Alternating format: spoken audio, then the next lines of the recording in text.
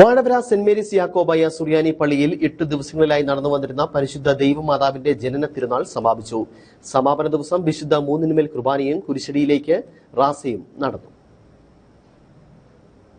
Vazhavara saint Mary's Yakobaya സുറിയാനി പള്ളിയിൽ വിശുദ്ധ ദൈവമാതാവിന്റെ ജനന തിരുനാൾ സെപ്റ്റംബർ 1 മുതൽ 8 വരെയാണ് നടന്നു വന്നത്. സമാപന ദിവസം നടന്ന മൂന്നിന്മേൽ കുർബാനയിൽ ഫാദർ മാത്യൂസ് കാട്ടിപ്പറമ്പിൽ, father Roy P Manikkattu, father Basil Joseph Ittiyanikkal തുടങ്ങിയവർ മുഖ്യ കാർമ്മികത്വം വഹിച്ചു. മാതാവിന്റെ നാമത്തിൽ എവിടെ ദേവാലയമുണ്ടോ അവിടെയെല്ലാം ഈ 8 നോമ്പ് പെരുന്നാൾ നിർവഹിക്കപ്പെടുന്നുണ്ട്. മാതാവിന്റെ നാമത്തിൽ അല്ലാത്ത പള്ളികളിലും 8 നോമ്പ് പെരുന്നാൾ ചില പള്ളികളിൽ ആചരിച്ചു വരുന്നതായിട്ട് കാണുന്നുണ്ട്.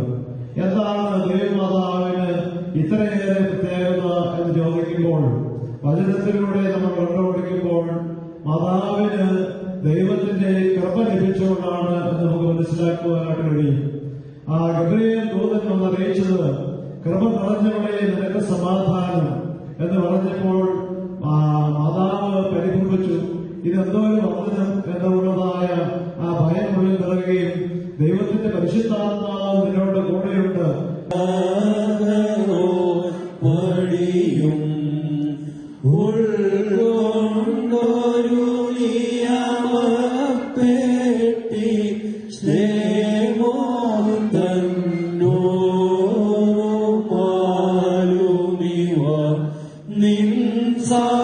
കുരിശടിയിലേക്കുള്ള റാസയ്ക്ക് ശേഷം നേർച്ച വിളമ്പും നടന്നു. ഇടവക വികാരി father Manoj Varghese Eeracheril, trustee Shaji Abraham Idayathuparambil, secretary Roy Paul Padinjare Virippil തുടങ്ങിയവർ തിരുനാൾ കർമ്മങ്ങൾക്ക് നേതൃത്വം വഹിച്ചു. Idukki vision news, Kattappana.